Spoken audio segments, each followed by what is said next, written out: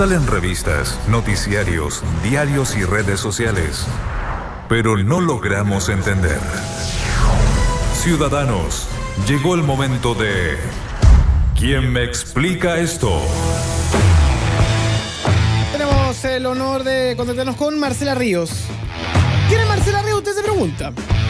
El oficial del Programa de Gobernabilidad Democrática del PNUD. El PNUD es el Programa de Naciones Unidas para el Desarrollo, que lanzó un informe acerca de mecanismos de cambio constitucional en el mundo para poder colaborar con el debate constitucional. O sea, si el PNUD te manda a hablar del tema constitucional es porque hay que escucharlo.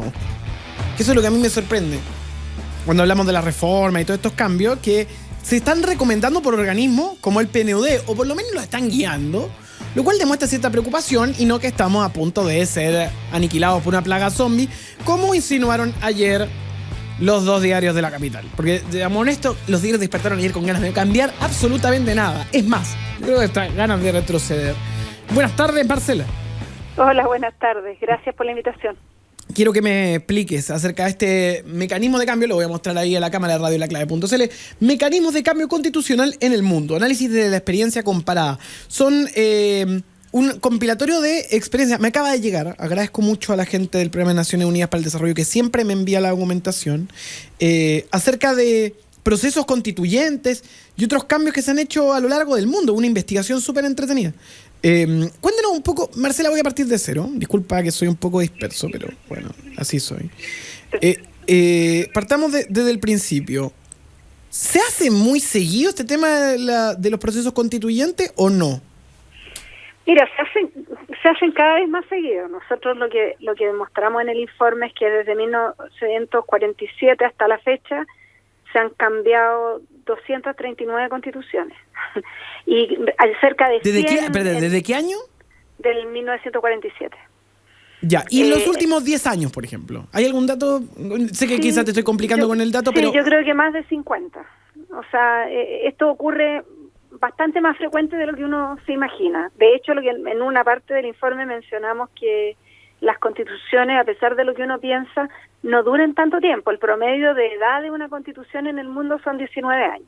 O sea, en los últimos 10 años se han cambiado o modificado de raíz o no.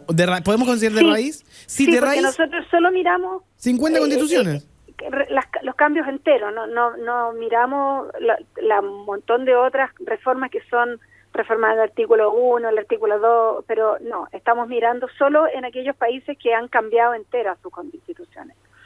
Entonces ocurre más frecuente de lo que a veces parece acá en el debate en Chile.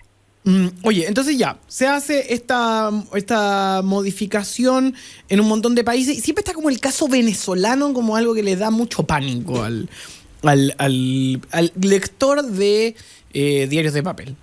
Entonces, más que eso, uno podría decir, bueno, está ese caso, pero también hay otros casos que son positivos en otros sentidos, ¿no? Sí, hay varios casos, tanto en América Latina como en el mundo. Nosotros, por ejemplo, hacemos un análisis más en profundidad sobre lo que ha ocurrido en Islandia en los últimos 10 años. Uh-huh. En Colombia es un caso bastante ejemplar en América Latina, sí. Pero también los casos de Sudáfrica, de Túnez, recientemente. O sea, hay muchos países que han cambiado las constituciones, en algunos casos efectivamente porque vienen saliendo de regímenes autoritarios o conflictos bélicos, o hay un momento, digamos, de transición importante. Claro, y en otros más bien ha sido porque como que se ha tomado la decisión de que las constituciones ya no se ajustan a lo que necesita el país. Es el caso de Islandia, por ejemplo. Ya.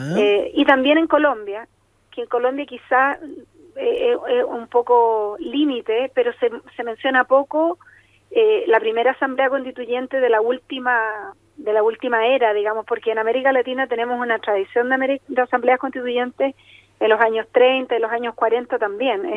Era un mecanismo utilizado más frecuentemente. Pero en la ola más reciente, el primer país que cambia su constitución con asamblea constituyente es Colombia, en 1991. Ya, y el proceso de Colombia es interesante, ¿por qué? Mira, es interesante porque yo creo que todos los analistas pueden reconocer que es un proceso en el que se dan garantía a todos los sectores. Había un gobierno de derecha en el momento que se hace el cambio y se convoca una asamblea constituyente, El producto es una asamblea que es electa, que sesiona por un tiempo, escribe una nueva constitución y entrega esa constitución que sigue vigente. Sí, me tocó hablarlo con Libardo Buitrago alguna vez, que es colombiano, y me decía que incluso había como una elección de constituyentes, como que uno podía votar por su representante. Exacto. ¿Qué es lo que ha pasado en todos los casos de asambleas constituyentes que miramos en el informe? En realidad, en todos los países que se han usado asambleas constituyentes en los últimos 50 años, lo que ocurre es una elección, como cuando elegimos para el Congreso.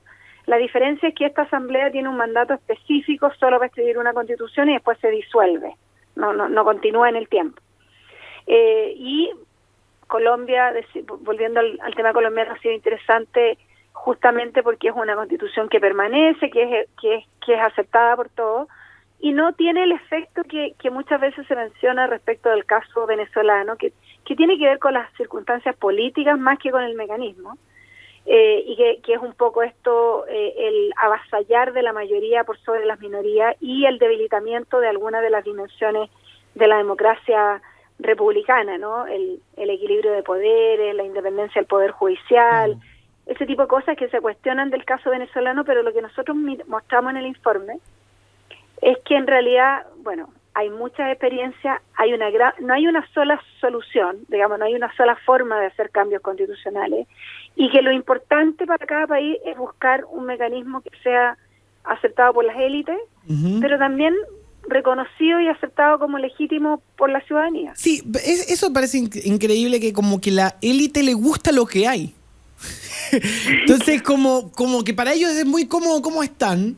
Ahora, una constitución, y esta es la pregunta, ¿cambia el escenario o no cambia el escenario? ¿Le cambia la vida a la persona de a pie con una constitución? ¿Esto en base a la experiencia que ustedes estudiando del PNUD o tiene más un carácter simbólico? Mira, las dos cosas. Airear la democracia. Claro, las constituciones tienen un papel relevante en los sistemas políticos porque las constituciones definen cómo se reparte el poder político, cómo se reparte el poder económico, cómo está estructurado el Estado, por ejemplo, cuán centralista es un Estado, o si es un Estado federal, está definido en la Constitución, si el Poder Judicial tiene autonomía o no, si existe un tribunal constitucional, la Contraloría, o sea, hay muchas cosas que están definidas en las constituciones, y también el rol del Estado respecto de la provisión de servicios, si se puede meter en la educación o en la salud o en el transporte, son temas que están o pueden no estar en las constituciones. Entonces, sí tienen un efecto relevante en generar las reglas del juego y en repartir poder. Obviamente que no tienen un efecto en el sentido de que no porque vamos a cambiar una constitución todo lo que ocurre en un país va a cambiar o todas las cosas malas que no nos gustan se van a mejorar porque son leyes, porque son normas y esas normas tienen que ser implementadas, se necesitan instituciones que funcionen, hay un montón de otras cosas que afectan, digamos, por ejemplo, no porque garanticemos los derechos de educación en la Constitución, al día siguiente todos los profesores van a ser fantásticos y todas las escuelas van a tener suficientes recursos para entregar una educación de calidad. Pero es importante para mucha gente que el derecho a la educación esté en la Constitución. Otros no lo quieren, digamos, pero nadie puede decir que no es relevante. Estamos cuando son las 5:14, hablando con Marcela Morales del Programa de las Naciones Unidas para el Desarrollo. Esta publicación... me cambiaste el apellido, pero no importa. No me odias. No te voy a odiar. No, te lo voy a corregir inmediatamente porque si no, yo entiendo... Marcela Ríos. Sí. Y que pienso en Marcelo Ríos, que era todo, no estoy ni ahí, y tú eres Marcela Ríos, que está ahí con todo. Eres feminista, estaba monitoreando.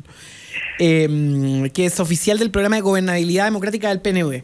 Marcela, obviamente la pregunta que voy a hacer, que si quieres no me la contestas, te voy a dar esa alternativa, pero porque eres una funcionaria de un organismo internacional. Pero en base a lo que se está dando, hay mucho pánico, no hay mucho pánico, digamos la verdad, la gente sigue haciendo su vida. Pero sí de parte de un grupo de la población se quieren establecer ciertas lógicas de pánico. Que a mí, y hemos analizado en este mismo programa, nos da la preocupación de que la próxima elección se pueda polarizar poco menos en un sí o no, en la caricatura de que o vamos a ser un país que se va a autodestruir o vamos a ser un país poco menos del primer mundo. Entonces empezamos con el debate de qué podría cambiar en la vida de la gente. ¿Cuál tú crees que es la clave para que el proceso sea lo más normalizado posible y no plantee un trauma social insoportable? Porque ahora los traumas sociales, por fortuna, por el momento parece ser en el mundo que no se solucionan con golpe de Estado, a menos que estés en un país de Medio Oriente o África, pero acá en el Occidente la tendencia es a que no haya golpe de Estado, digámoslo. O por lo menos da esa sensación, es una tendencia de la última década. Entonces la pregunta que te tengo que hacer es, ¿cuál sería la mejor estrategia para que todo el mundo sienta que este proceso tiene un simbolismo de airear la democracia y que no es una guerra de unos contra otros, sino que hay un objetivo común que es normalizar al país? Uh-huh. ¿Cuál sería tu diagnóstico como, mira, estas cosas se hicieron bien en tal lado, yo creo que hay que imitarlas?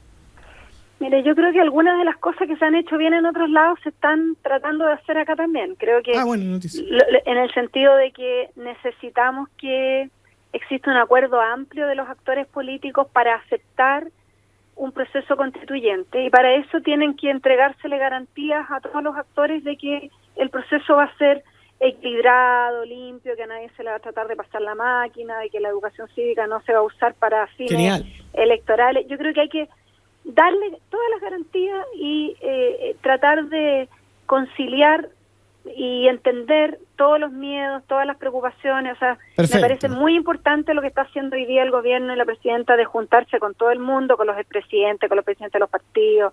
Creo que también es muy importante que se junte con actores de la sociedad civil y que todo el mundo manifieste sus preocupaciones, que esas preocupaciones traten de ser incorporadas en el diseño. Se ha anunciado este consejo como ciudadano consultivo que va a acompañar, que me parece una buena idea, pero que es importante que ese consejo pueda tener la mayor injerencia posible en liderar el proceso. Y que baje a la gente, que es lo importante, ¿no, sí, Marcela? Claro, que baje a la gente y yo creo que dé garantías a todos. O que suba a la gente. Mira que uno habla siempre como que están abajo la gente. No, que suba a la gente. Oye, Marcela, te quiero agradecer, ¿ah? Sí, y lo otro, y por último termino, y lo otro que yo creo que también es súper importante, tomarse el proceso constituyente, en el buen sentido de la palabra. O sea, que usted participe en su casa, que ahí se queda reclamando. Todo el mundo, que la Junta de Vecinos, que el Club Deportivo, que el Partido Político, todo el mundo haga su foro constitucional, discuta, baje información, o sea, como que la gente sea proactiva y se preocupe todo el mundo de informarse de lo que se está hablando, y así es la mejor garantía para que nadie te pase gato por liebre. ¡Qué lindo! Muchas gracias, Marcela, te vamos a estar entrevistando. Gracias por conectarnos y muchas gracias a la gente del PNUD, como siempre, por mantener los documentos. 5:21. ¡Paren todo!